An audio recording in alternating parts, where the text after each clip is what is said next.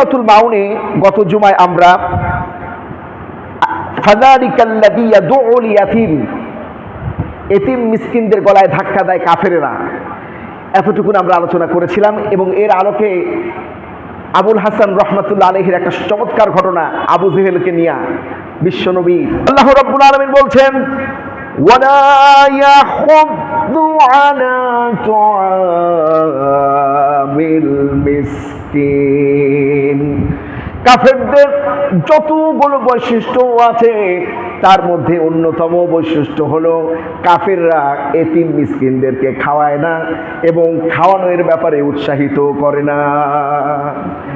এর আগের আয়াতে ওয়ালা ইয়াহুদ্দু আলা, এর আগের আয়াতে আছে ফাযালিকাল্লাযী ইয়াদউল ইয়াতীম। এই কাফেরদের চরিত্র হলো এরা এতিম মিসকিনের গলায় ধাক্কা দেয়। আর এর পরে আয়াতে আল্লাহ পাক বলছেন ওয়ালা ইয়াহুদ্দু আলা তুআমিল মিসকিন। এই কাফেরেরা এতিম মিসকিনদেরকে নিজেরা তো খাওয়ায় না, আবার কেউ খাওয়া এ ব্যাপারে উৎসাহিত করে না। এর কারণ হলো তাদের তো পরকালীন জীবনের প্রতি কোনো বিশ্বাস নাই। আল্লাহর সামনে হাজির হতে হবে, এই দুনিয়া ভালো কাজ করলে আল্লাহ পুরস্কৃত করবেন, খারাপ কাজ করলে তিরস্কৃত করবেন, এই বিষয়গুলো কিন্তু কাফেরদের মাথায় নাই। ভাইরা আমার, বাবাদিরা আমার, আপনার আমার নবী বিশ্ব নবী জনাবে মুহাম্মদুর রাসূলুল্লাহ সাল্লাল্লাহু আলাইহি ওয়াসাল্লাম বলেছেন, এতিম মিসকিনদেরকে খাওয়াও, তাদের সহযোগী হও। যদি তৌফিক না থাকে এতিমের মাথার হাতটা বুলিয়ে দাও, আদর করো, তাহলে হাতের নিচে যতগুলো চুল পড়বে অতগুলো নেকি আল্লাহ পাক তোমার আমলনামায় লিখে দিবেন। এটা হলো বিশ্বনবীর শিক্ষা। মানুষ এতিম মিসকিনদের খাওয়ার ভালোবাসুক, এটা কে চান? আল্লাহ চান, আল্লাহ রসুল চান। জাহান্নামীদেরকে কিয়ামতের ওই কঠিন মুহূর্তে প্রশ্ন করা হবে, জাহান্নামে কেন এসেছো? জাহান্নামীরা বলবে দুইটা কারণে জাহান্নামে এসেছি। কয়টা কারণ?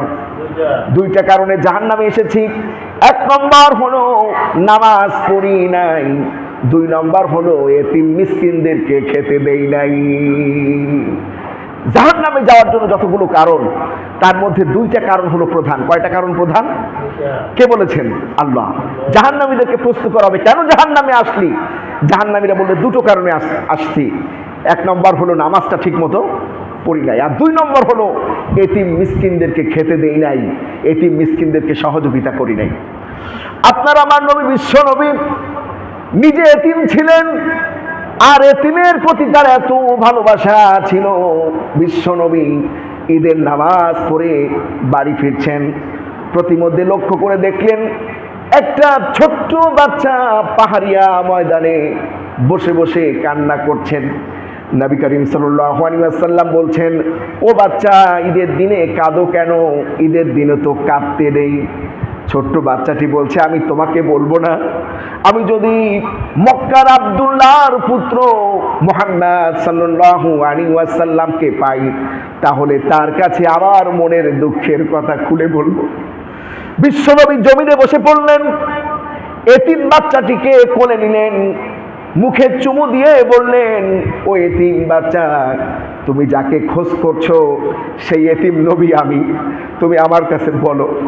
ছোট্ট বাচ্চাটি বলছেন, গতকালকে চাঁদ রাত ছিল, আমি আমার মায়ের কাছে যখন গেলাম, আমার সৎ বাবা, আমার বাবা মারা গিয়েছে, আমি এতিম মানুষ, আমার মা আর একটা লোকের সাথে বিবাহ বন্ধনে আবদ্ধ হয়েছে, ওই লোকটি আমাকে দেখতে পারে না। মা যদি আমাকে খাওয়াতে চায়, আমার মাকে সে মার খাওয়ায়। ইয়া রাসূলুল্লাহ, ইয়া হাবিবাল্লাহ, গত রাত্রে আমার মা আমাকে বলেছেন, তুমি আব্দুল্লাহর পুত্র মুহাম্মদ সাল্লাল্লাহু আলাইহি ওয়াসাল্লামের কাছে গিয়া তোমার দুঃখের কথা খুলে বলো, নিঃসন্দেহে তিনি তোমাকে একটা ব্যবস্থা করে দিবেন। আমি তোমার জন্য কিছুই করতে পারলাম না বাবা। এই কথা যখন বিশ্ব নবী জনাবে মুহাম্মদুর রাসূলুল্লাহ শুনতেছিলেন, চোখ দিয়া দর দর করে পানি পড়তে লাগলো, দাড়ি মোবারক ভিজে ভিজে জমিনে পড়তে লাগলো। বিশ্ব নবী ছোট্ট বাচ্চাটাকে জড়িয়ে ধরে বললেন, বাবারে, আজকে থেকে আয়েশা যদি তোমার মা হয়ে যায় আর রাসূলুল্লাহ যদি তোমার বাবা হয়ে যায় তাহলে কেমন হয়?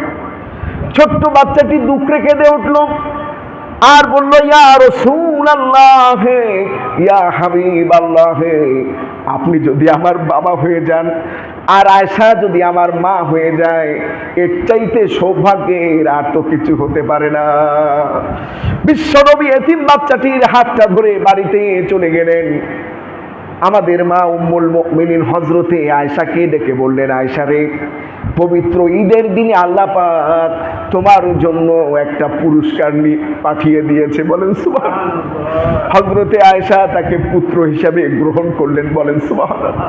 আল্লাহ পাক বলেন, আলাম ইয়াজিদিকা ইয়াতীমান ফাআওয়া ওয়া ওয়াজাদাকা দাল্লান ফাহাদা ওয়া ওয়াজাদাকা আইলান ফাআগনা। জোরে বলুন আল্লাহু আকবার। আল্লাহ পাক বলছেন, ও নবী, আমি কি আপনাকে এতিম অবস্থায় পাই নাই?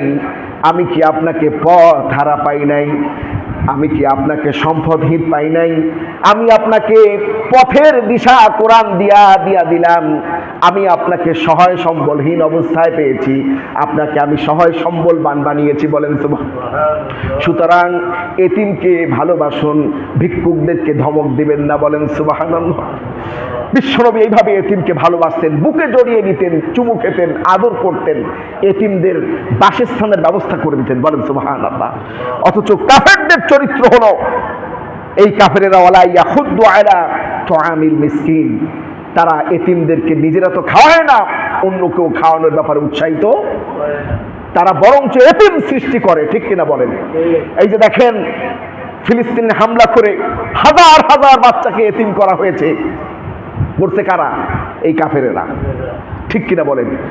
ইরানে হাজার হাজার এতিম তৈরি করছে কারা? এই কাফেরেরা। ভাইরা আমার, কোরআনকে যদি আমরা বুঝতে পারি, গোটা বিশ্ব আপনার সামনে পরিষ্কার হয়ে যাবে। আল্লাহ পাক এখানে সূরা মাউনের প্রথম 3টা আয়াতে কাফেরের 3টা বৈশিষ্ট্য বর্ণনা করেছেন। প্রথম আয়াতের আলোচনা তো গত জুমায় আমরা করেছি। আল্লাহ পাক বলছেন, এই কাফেরদের চরিত্র হলো আর ওয়াইতাল্লাযী ইউকাযযিবু বিদ্দীন। হে নবী, আপনি লক্ষ্য করে দেখুন, এরা আসলে পরকালীন জীবনকেই অস্বীকার করে।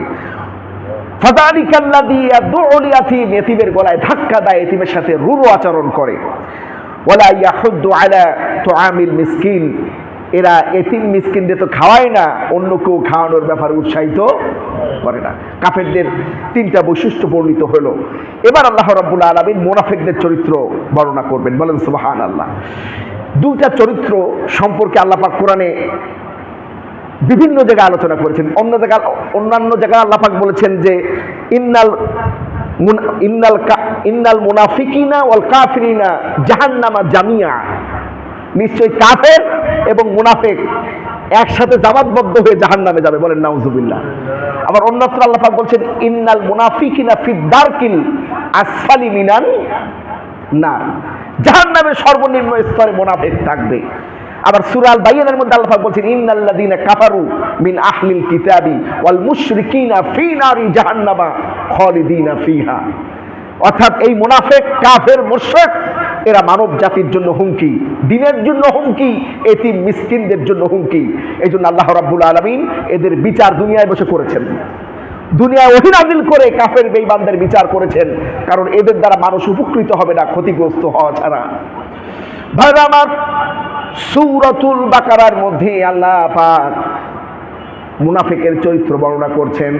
অমিনান নাসি মাইয়াকুলু আমান্না বিল্লাহি ওয়া বিল ইয়াউমিল আখিরি ওয়া মা হুম বিমুমিনিন ইউখাদিউনাল্লাহা ওয়াল্লাযীনা আমানু ওয়া মা ইয়াখদাউনা ইল্লা আনফুসাহুম ওয়া মা يشعرون في قلوبهم مرض فزادهم الله مرضا ولهم عذاب أليم بما كانوا يكذبون। জোরে বলেন আল্লাহু আকবার। আল্লাহ রাব্বুল আলামিন সূরাতুল বাকারার মধ্যে স্পষ্ট করে বলছেন, মানুষের মধ্যে এমন কিছু মানুষ আছে যারা বলে আমরা আল্লাহর উপর ঈমান এনেছি, আমরা আখিরাতের উপর ঈমান এনেছি। আল্লাহ পাক বলেন অমা হুম বিমুমিনিন, আসলে এরা মুমিন নয়। মুমিনের বিপরীত কি? মুনাফিক। মুমিনের বিপরীত কি? তাহলে মুমিন নয়, এটা মুনাফিক। আল্লাহ পাক বলছেন এরা আল্লাহকে ধোঁকা দিতে চায়, এরা মুমিন বান্দাদেরকে ধোঁকা দিতে চায়। মুনাফিকরা কিন্তু একটু চালাক টাইপের হয়, ঠিক কিনা? এরা মনে করে যে আমরা যা বুঝি কেউ তা বুঝে না। কাকের মতো, কাক চোখ বন্ধ করে খাবার খায়, ঠিক কিনা? মনে করে যে আমি যে খাচ্ছি আমিও দেখি না, কেউ দেখে না। তো মুনাফিকরা টাউট টাইপের হয়। এরা মনে করে যে আমি যা বুঝি, আমার মতো বুদ্ধিমান চালাক আর কেউ নাই। আল্লাহ পাক বলছেন যে এরা আল্লাহকে ধোঁকা দিতে চায়, মুমিন বান্দাকে ধোঁকা দিতে চায়, অথচ নিজেরাই এরা ধোঁকায় পড়ে আছে। কেমন ধোঁকা? মুনাফিকদের শেষ পরিণতি কি বলেন তো? জাহান্নাম। মুনাফিকদের শেষ পরিণতি কি? জাহান্নাম। তো এই জন্য মুনাফিকের কি পরিণতি ভালো হলো? যাতে এরা বুদ্ধিমানের মতো কাজ করলো। যেমন বিশ্বনবীর সময় আবু বকর সিদ্দিক, ওমর, আলী বিশ্বনবীর সামনে এই মুনাফিকরা যখন যেত তখন বলে আমরা তো ইসলাম গ্রহণ করছি, আমরা তোমাদের সাথের লোক। আবার এই লোকগুলো যখন আবু জেহেল, আবু লাহাব, উতবা, সাইবা, মুগিরার সাথে দেখা হতো তখন বলতো আমরা মুসলমানদের সাথে ঠাট্টা করি, আসলে আমরা তোমাদের দলের লোক। বলেন নাউজুবিল্লাহ। তো মুনাফিকের প্রধান সমস্যা হলো এই আয়াতে আল্লাহ পাক বলছেন যে তাদের অন্তঃকরণে হলো ব্যাধি। তাদের অন্তঃকরণে কি? মনের মধ্যেই সমস্যা। আল্লাহ পাক সুযোগ দেন ভালো হওয়ার জন্য, কিন্তু এরা সেই সুযোগটা ভালো হওয়ার কাজে না লাগিয়ে বরঞ্চ আরো অন্যায় কাজ বেশি করে। আল্লাহ পাক বলছেন যে তাদের জন্য ওয়ালাহুম আযাবুন আলীম, তাদের জন্য কঠিন শাস্তি, বিমা কানু ইয়াকযিবুন, কারণ তারা মিথ্যা কথা বলে। মুনাফিকদের কিন্তু তিনটা প্রধান বৈশিষ্ট্য। কয়টা? তিনটা। কোরআনে আল্লাহ পাক বলছেন ইন্নাল মুনাফিকিনা লাকাযিবুন, নিশ্চয় মুনাফিকরা হলো মিথ্যাবাদী। মুনাফিকরা কি? মিথ্যাবাদী। 2 নম্বর বদগুণ হলো মুনাফিক আমানতের খেয়ানত করে। কি করে? 3 নম্বর হলো ওয়াদা করলে বরখেলাপ করে। 4 নম্বর হলো মিশকাতুল মাসাবি হাদিস গ্রন্থে পাওয়া যায়, তা হলো মুনাফিক যখন রেগে যায় তখন মুখ খিস্তি করে, মুখ খারাপ করে, নিজের রাগকে আর ধরে রাখতে পারে না, উল্টো পাল্টা মুখে যা আসে তাই বলতে থাকে। এটা মুনাফিকের অন্যতম একটি বদগুণ। বলেন নাউজুবিল্লাহ। ভাইরা আমার, বাবাজিরা আমার, সেই মুনাফিকদের চরিত্র সম্পর্কে আল্লাহ পাক সূরা মাউনের মধ্যে বলছেন ফাওয়াইলুল লিল মুসাল্লিন, ওই সমস্ত নামাজীদের জন্য ধ্বংস যারা নামাজের ব্যাপারে উদাসীন। মুনাফিকদের যতগুলো বদগুণ আছে তার মধ্যে অন্যতম বদগুণ নামাজের ক্ষেত্রে তারা উদাসীন হয়। কি হয়? হাদিসের মধ্যে এসেছে মুনাফিকরা সূর্যের দিক তাকায় থাকে, যেই দেখি না সূর্য উঠে যাবে এখনই বা অস্তমিত যাবে মাগরিবের সময়, তখন তাড়াতাড়ি করে হুটহাট করে নামাজ পড়ে নামাজটা শেষ করার চেষ্টা করে। অর্থাৎ যথাসময় মুনাফিক নামাজ পড়তে পারে না। মুনাফিক আর মুমিনের নামাজের মধ্যে পার্থক্য আছে। আল্লাহ পাক কোরআনে বলছেন মুনাফিক যখন নামাজে দাঁড়ায় তখন কুসালা, নামাজের মধ্যে উদাসীনতার প্রভাব দেখায়। দেখবেন কোন মুনাফিক যখন নামাজে দাঁড়ায়, এখন সমস্যা না হয়ে যায় যে হুজুর এই লোকগুলো তো আমাদের মসজিদও আছে, অমুক মসজিদও আছে, এখন এই রোগগুলো যদি আমাদের মধ্যে থাকে আমরা সংশোধন করে নেব। মুনাফিকি বদগুণ যদি থাকে এটা বের করে দেওয়া যেতে পারে। বিশ্বনবী বলছেন মুনাফিক যখন নামাজে দাঁড়ায়, কোরআনুল কারীমে আল্লাহ পাক ও স্পষ্ট করেছেন নামাজে যখন মুনাফিক দাঁড়ায় নামাজের মধ্যে শৈথল্য প্রদর্শন করে। কেমন? অ্যাটেনশন থাকে না, নামাজের মধ্যে এদিক ওদিক তাকায়, নামাজের মধ্যে স্থির হতে পারে না, নামাজের মধ্যে টুপিটা ঠিক করে, নামাজের মধ্যে পায়জামাটা ঠিক করে, মানে কি করে না করে দিশা পায় না, অস্থির, নামাজের মধ্যে স্থির হতে পারে না। এটা আল্লাহ পাক বলছে, আমি না। আল্লাহ পাক স্পষ্ট করে কোরআনের মধ্যে বলছে কুসালা প্রদর্শন করে। মুনাফিক যখন নামাজে দাঁড়ায় তখন নামাজের মধ্যে তার মন বসে না, স্থির থাকতে পারে না, কি করবে না করবে একটা অস্বস্তিকর পরিবেশ শরীরের মধ্যে শুরু হয় এবং তার নামাজ এতটাই খারাপ হয়ে যায় পাশের লোক বিরক্ত হয়। দেখবেন অনেকে নামাজের মধ্যে দাড়িটা খালি বারবার এরকম এরকম করতে থাকে, নামাজের মধ্যে এরম এরম এরম, নামাজের মধ্যে পায়জামা ঠিক করে, জামা, মানে কি করবে না করবে দিশা পায় না। এগুলো সব আল্লাহ কোরআনে বলে দিয়েছেন। এবার মুমিনের নামাজ কেমন? বিশ্বনবী জনাবে মুহাম্মদুর রাসূলুল্লাহ সাল্লাল্লাহু আলাইহি ওয়াসাল্লাম স্পষ্ট করে বলেছেন, মুমিন বান্দা যখন নামাজে দাঁড়ায় মরা ত্বকটা যেমন শক্ত হয়ে থাকে ওইভাবে স্থির হয়ে মুমিন বান্দা নামাজ পড়ে। হযরতে আলী রাদিয়াল্লাহু তাআলা আনহু জিহাদের ময়দানে তার পায়ে তীর বিদ্ধ হয়েছিল, কোনোভাবেই তীর বের করা যায় না। তীর স্মুথলি ঢুকতে পারে কিন্তু বের করা যায় না, কারণ তীরের আংটা থাকে। ভাইরা আমার, বাবাজিরা আমার, বিশ্ব নবী হযরতে আলীকে পরামর্শ দিলেন, আলীরে তুমি নামাজে দাঁড়াও, কারণ তোমার নামাজ আমি দেখেছি কেমন নামাজ তুমি পড়ো। ভাইরা আমার, সাহাবীরা যখন নামাজে দাঁড়াতেন নামাজের মধ্যে জান্নাতের চিত্র তাদের চোখে ভাসতো। বলেন সুবহানাল্লাহ। সাহাবীরা বলেছেন, এখন যদি আমরা নিজ চোখে জান্নাতটাকে দেখি আমাদের ঈমান একটুও বাড়বে না, কারণ না দেখে যা বিশ্বাস করেছি দেখার চাইতে বেশি হয়ে গেছে। বলেন সুবহানাল্লাহ। হযরতে আলী নামাজে দাঁড়িয়েছেন, কোন ফাঁকে যে সাহাবীরা তীর টেনে বের করে ফেলেছেন হযরতে আলী টের পান নাই। বলেন সুবহানাল্লাহ। এই ছিল সাহাবীদের নামাজ। বিশ্বনবী জিহাদের ময়দান থেকে ফিরছেন, রাত হয়ে গিয়েছে। একটা জঙ্গলে তাঁবু স্থাপন করলেন যে সকালে ফজরের নামাজ পড়ে আমরা সামনে আগাবো। নবী কারীম সাল্লাল্লাহু আলাইহি ওয়াসাল্লাম দুইজন সাহাবীকে বাই রোটেশন দায়িত্ব দিলেন যে একজন রেস্ট নিবা আর একজন ডিউটি করবা। বিশ্বনবী তাঁবুতে অবস্থান করছেন, সাহাবীরা তাঁবুর মধ্যে আছেন। তো দুইজনের একজন চিন্তা করলো যে একটু রেস্ট নেই, আর একজন চিন্তা করলো দাঁড়ায় থেকে লাভ কি, নফল নামাজ পড়ি, তাহাজ্জুদের নামাজ পড়ি। তাহাজ্জুদের নামাজে দাঁড়িয়ে গেছে। এর মধ্যে শত্রুপক্ষ দূরের থেকে চিন্তা করছে ওই লোকটা কি মানুষ না গাছ। এই কথা চিন্তা করে তীর নিক্ষেপ করা হলো। সাহাবীর প্রথমে ডান হাতে বিদ্ধ হলো। সাহাবী নামাজ ছাড়ছেন না, এত নামাজের মধ্যে এত মজা পেয়ে গেছেন। আরেকটা তীর এসে ডান হাতে ঢুকে গেছে। এখন সাহাবী চিন্তা করছেন যে এখন যদি নামাজ না ছাড়ি তাহলে আরেকটা তীর হয়তো এসে আমার বুকে লাগবে, আর লাগলে তো আমি শহীদ হয়ে যাব, তাহলে তো রাসূলুল্লাহ আক্রান্ত হতে পারে, রাসূলুল্লাহ তো তাঁবুর মধ্যে আছেন। সাহাবী বলছেন, আমি দুনিয়া থেকে শহীদ হয়ে যাব, রাসূলুল্লাহ আক্রান্ত হতে পারেন, এই চিন্তা যদি মাথায় না আসতো জীবন চলে গেলেও আমি নামাজ ছেড়ে দিতাম না। এই ছিল সাহাবীদের নামাজ।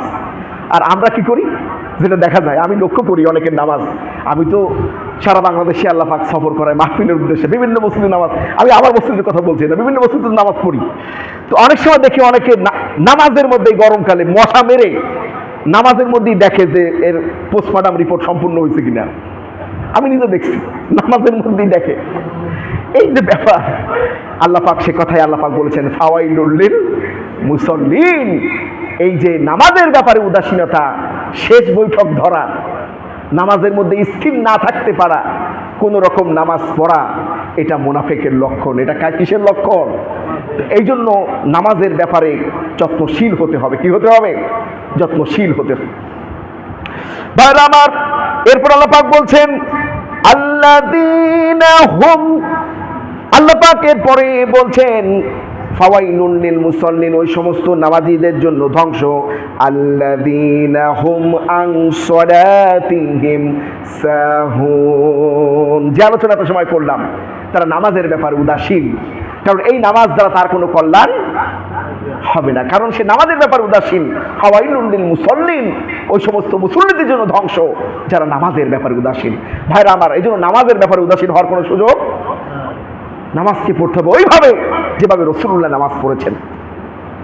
বিশ্বনবীর নামাজ, আল্লাহু আকবার।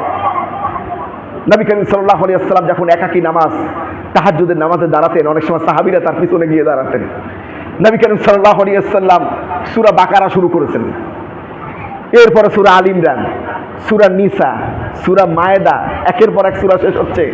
সাহাবীরা আর সাহস পায় নাই, অনেকে পিছন থেকে চলে গেছে যে এত লম্বা সময় দাঁড়ায় থাকা আমাদের পক্ষে। এরকম লম্বা নামাজ পড়তেন। বলেন সুবহানাল্লাহ। শুধু তাই নয়, বিশ্বনবী সিজদায় গিয়া এত সময় ব্যয় করতেন, রাসূলুল্লাহর স্ত্রীরা মাঝে সাঝে মনে করতেন রাসূলুল্লাহ হয়তো দুনিয়া থেকে বিদায় নিয়েছেন। রাসূলুল্লাহর পা মোবারকে চিমটি কাটতেন, নবী করিম সাল্লাল্লাহু আলাইহি ওয়াসাল্লাম পা নাড়া দিতেন, তখন স্ত্রীরা বুঝতেন রাসূলুল্লাহ এখনো দুনিয়াতে আছেন। বলেন সুবহানাল্লাহ।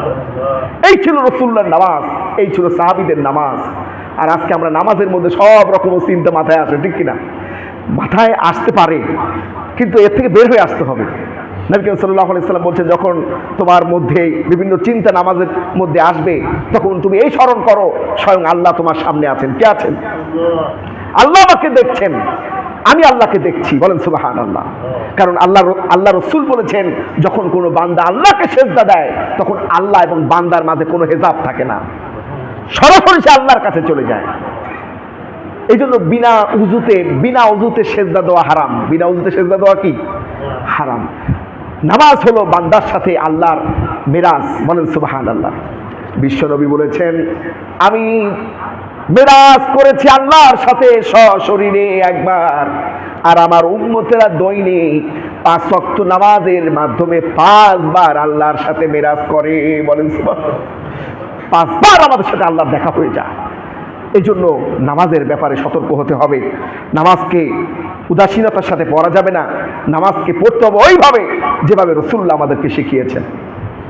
অনেকে দেখা যায় রুকুতে যে সময়টুকু আমরা দেই, সুবহানা রাব্বিয়াল আযীম, সুবহানা রাব্বিয়াল আযীম 3 বার 5 বার 7 বার পর্যন্ত পড়া যায়। রুকু থেকে সোজা হয়ে দাঁড়ায় সেই সময় দেওয়ার কথা, সামি আল্লাহু লিমান হামিদা রব্বানা লাকাল হামদ হামদান কাসীরান তাইয়িবান মুবারাকান ফীহি, এই দোয়াটুকুন পড়লে আপনার সোজা হয়ে দাঁড়ানোর হক আদায় হবে।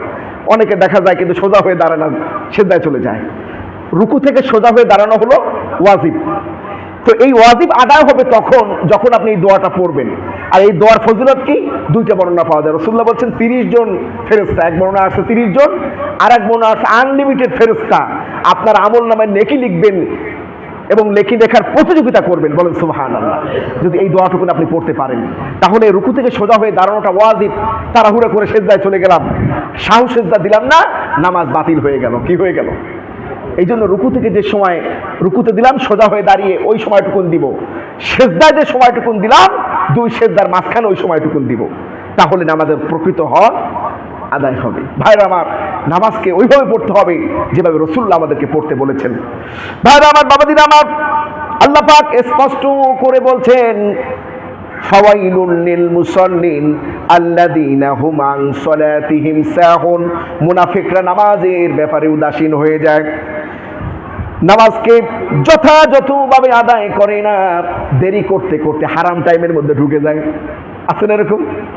বন্ধু বান্ধবের সাথে গল্প করতে মাগরিবের ওয়াক্ত হয়ে গেছে, গল্প করতে করতে সূর্য উঠে ডুবে যাবে, তখন তাড়াহুড়ো করে ধাপ করে একটা লাফ দিয়া কোন রকম পড়ে নামাজের হক আদায় করার চেষ্টা করে। এরপর আল্লাহ পাক বলছেন, আল্লাযীনা হুম ইউরাউন, ওই সমস্ত ব্যক্তিদের জন্য ধ্বংস যারা লোক দেখানো আমল করে। মুনাফিকের যতগুলো বদগুণ, তার মধ্যে একটা বদগুণ হলো মুনাফিক আল্লাহর সন্তুষ্টির জন্য কাজ করে না, মানুষকে দেখানোর জন্য আমল করে।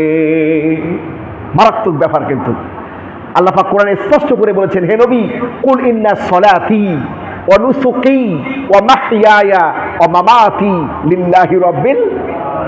হে নবী, আপনার নামাজ, আপনার কোরবানি, আপনার বেঁচে থাকা, আপনার মরে যাওয়া সব যেন লিল্লাহি রাব্বিল আলামিন, সব যেন আল্লাহর জন্য নিবেদিত হয়। কার জন্য? মুমিন বান্দা যত আমল করে সব কার জন্য করে? কারণ প্রতিফল দেওয়ার মালিক কে? পুরস্কৃত করার মালিক কে? হায়াতের মালিক কে? রিজিকের মালিক কে? সম্মানের মালিক কে? জান্নাতের মালিক কে? জাহান্নামের মালিক কে?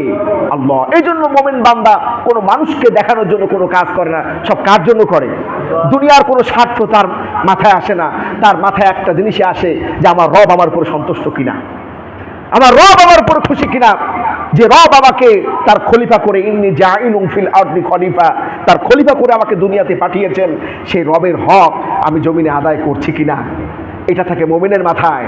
আর মুনাফিক মানুষকে দেখানোর জন্য আমল করে। এটা কে বলেছেন? আল্লাহ। আল্লাযীনা হুম ইউরাউন।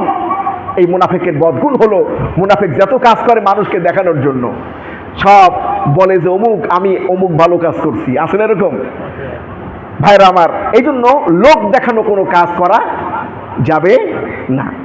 এরপর আল্লাহ পাক বলছেন সময় সংক্ষিপ্ত, সময় শেষ, আমি জাস্ট তর্জমা করে শেষ করে দিচ্ছি।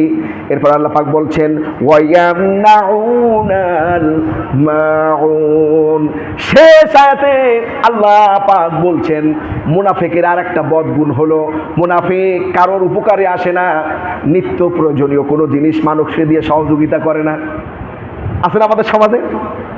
অনেকের বাড়িতে অনেক প্লেট আছে, কড়ির প্লেট।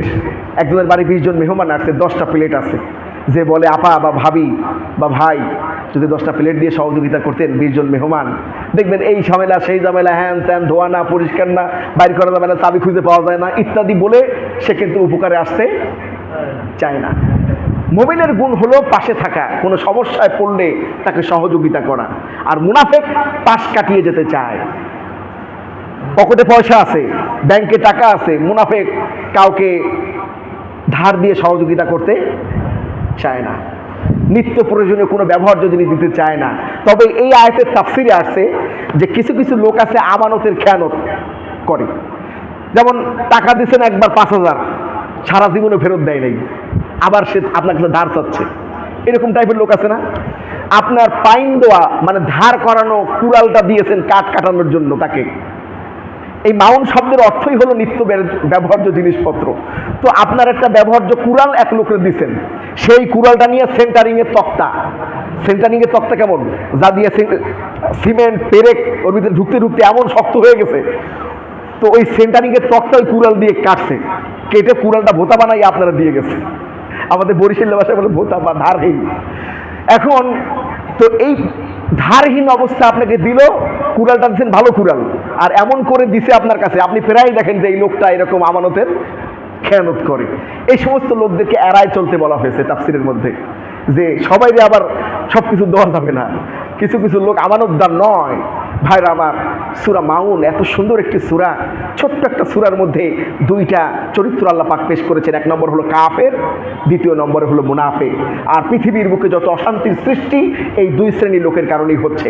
আল্লাহ পাক এই সূরার আলোকে আমাদেরকে শিক্ষা গ্রহণ করে আমাদেরকে সচেতন হওয়ার তৌফিক দান করুন।